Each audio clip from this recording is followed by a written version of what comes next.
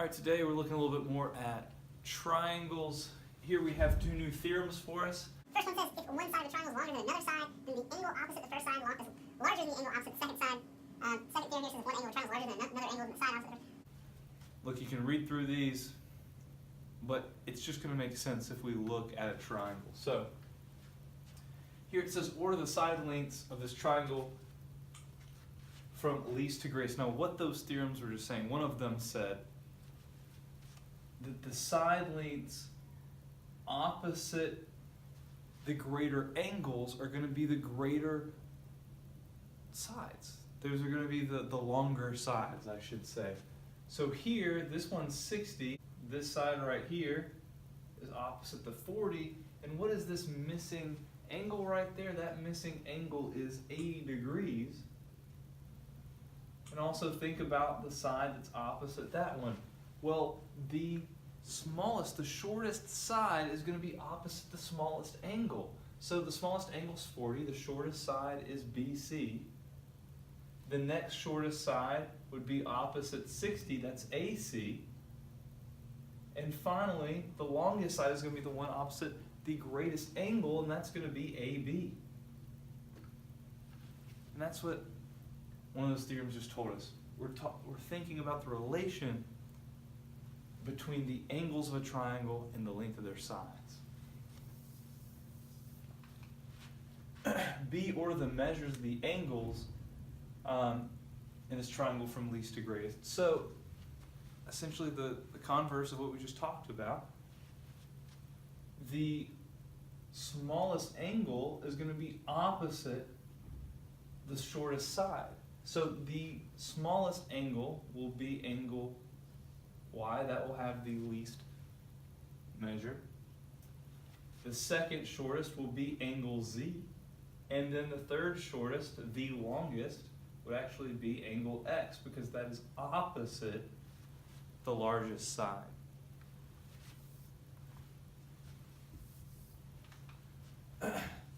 Now the exterior angle inequality theorem should make a lot of sense also.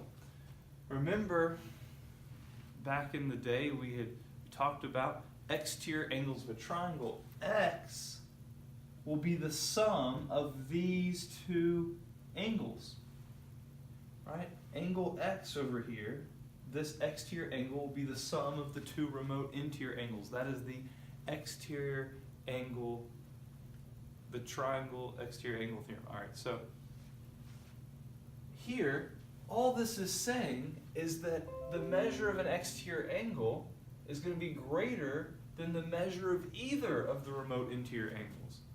This is just saying that this angle over here, the exterior angle, is going to be larger than angle B. It's going to be larger than angle C.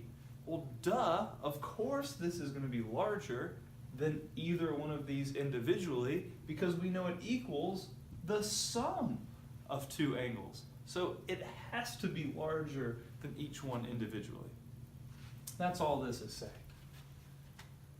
Finally, the triangle inequality theorem says the sum of the lengths of any two sides of a triangle must be greater than the length of the third side.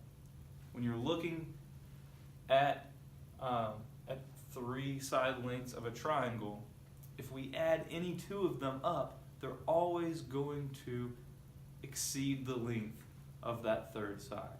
If not, it's not a triangle.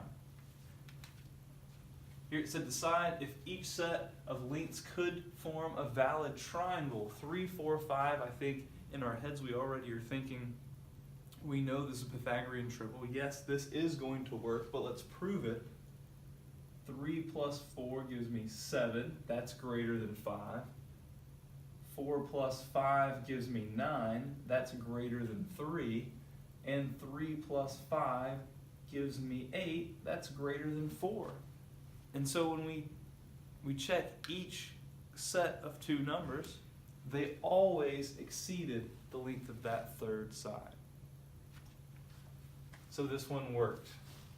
That is a triangle indeed. Let's take a look at 5, 11, and 6. Well, 5 plus 11 gives me 17. That's 5 plus 11 gives me 16. That's certainly larger than 6. 11 plus 6 gives me 17. That's certainly larger than 5. But 5 plus 6 gives me 11. That does not exceed 11. That didn't work. And so this is not a triangle. This would not form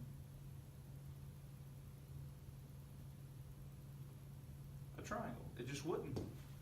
It wouldn't be able to. We could not make a triangle with those 3 side lengths. Finally, 1, 9, and 5. Well, I can see right here, if I add 1 plus 5, I would get 6, and that does not exceed 9, and so I can see very quickly, again, this would not a triangle. Because I can see already 2 of those side lengths, if I add them up, it does not exceed the 3rd side. So that didn't work. Here it says, find the range of values for x in the given triangle. Definitely a more interesting question than these. Here we're just checking, but here we're trying to find out what values for x could be true. Now it looks like x is the longest side, but we can't just assume a diagram is drawn correctly. Okay? So we could have 7 as the longest side. 7 could be the longest side, and that would mean that x plus 4 would have to be greater than 7. These 2 shorter sides would have to add up and exceed that longest side if 7 is the longest. 4 can't possibly be the longest. Okay, we know that. But 7 could be. And so x plus 7 would have to exceed 4. We solve that, and x would have to be greater than 3. But that's not the only situation. We also could have where x is the longest side. And that would mean that 4 plus 7 would have to exceed x. Because we don't know what x is. It could be the shortest side, it could be the longest side, it could be in the middle. If it's the longest, 4 plus 7 has to exceed x, and that would mean that x has to be less than 11. So we put these 2 things together. X has to be greater than 3, x has to be less than 11, and x greater than 3, less than 11 can be expressed as an inequality just like that.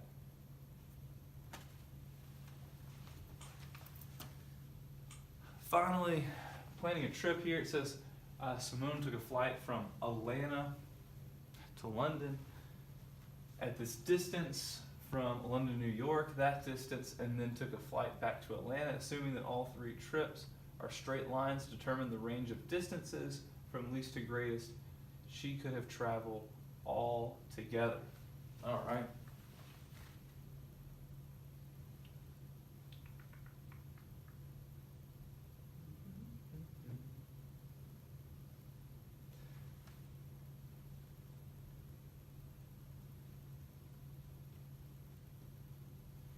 So here's our NYC, here's our Atlanta, here's our London. Atlanta to London was 4281 miles. London to New York City was 3470.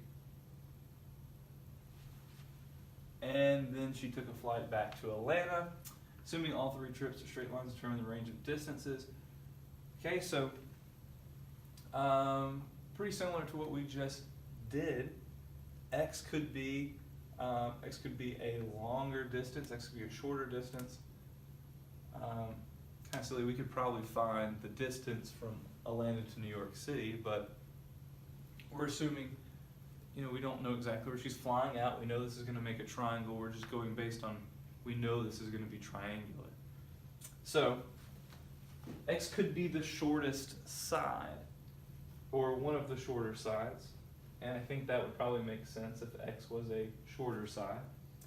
And so, x plus 3470 have to exceed 4281. In this case, if we subtract that over,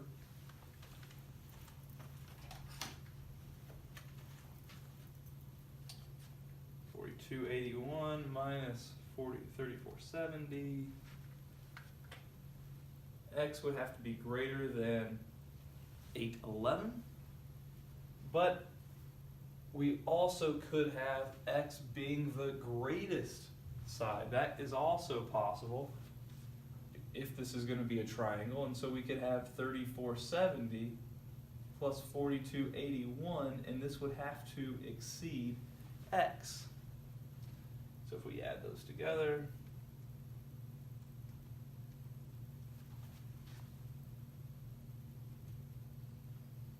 x couldn't be any greater than 7751. I think we know the distance between Atlanta and New York City is not 7,700 miles, but x would have to be between these two distances in order to create a triangle. So x has to be greater than 811, but less than 7751.